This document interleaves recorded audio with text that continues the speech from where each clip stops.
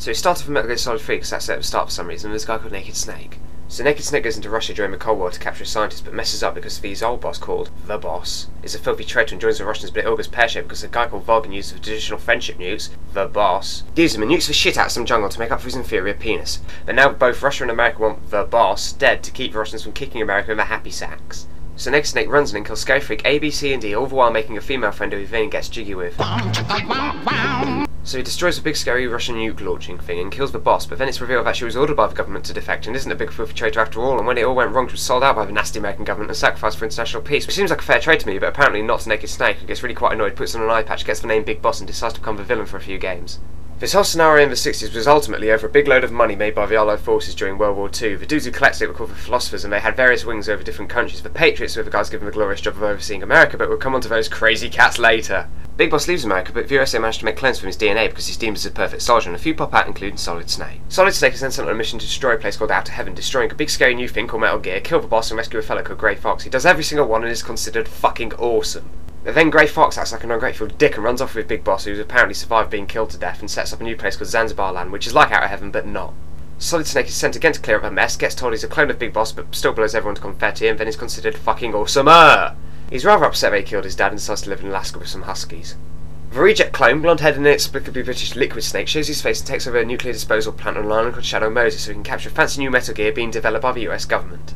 Now, America making this was pretty damn naughty, so Liquid goes to blackmail a crap load of money out of him to fuel creation of a new Outer Heaven, mainly because he feels rejected and has serious daddy issues with Big Boss. The president at the time, George Sears, has been controlled by the Patriots and figures this would be a great time to expose the naughty things they're making him do, and uses an inside man who turns out to be Ocelot to help mix things up. Solid Snake enters, kills Scary Freak A, B, C, and D, and for shits and giggles his old buddy Grey Fox appears, and all robot and injured up and slices some dudes as well as cutting off Ocelot's arm. Ocelot wasn't very happy about it. What? Solid Snake progresses through the game, wondering why everyone he meets suffers a horrible heart attack, but discovers it's because some stupid bitch on your team infected you with a deadly virus called Fox Die because she thought Grey Fox was a diamond geezer and was very upset you killed him back in Zanzibar Land. She apologises. You meet Liquid, foil his dastardly plan, Grey Fox finally dies a hero's death, and then Liquid also has a heart attack like the rest. You become a national hero. Solid Snake decides to go around killing Metal Gears, and he does just that. The Patriots by this point are pretty pissed off because not only did you ruin their Shadow Moses gig, but you've also become a hero they can't control and decide to take their aggression out on the president who tried to backstab them, but he runs away with Ocelot. Ocelot steals Liquid's arm for no good reason and slaps it on his stump. The Patriots wage all-out war on Snake to make the world think he blew up a big tank when actually he was trying to stop a new Metal Gear also being developed by the American government. But Ocelot, being bullied by Liquid's arm like the pussy he is, steals Metal Gear and goes on a crazy bender.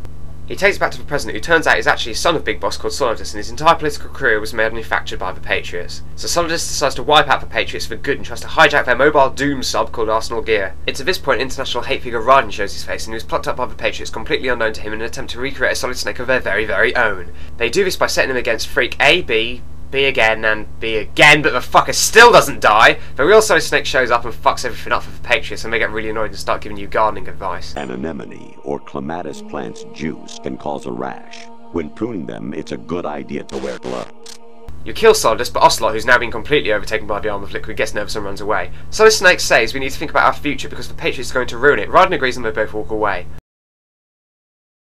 Also, Otacon says the Patriots have been dead for 100 years. What the fuck?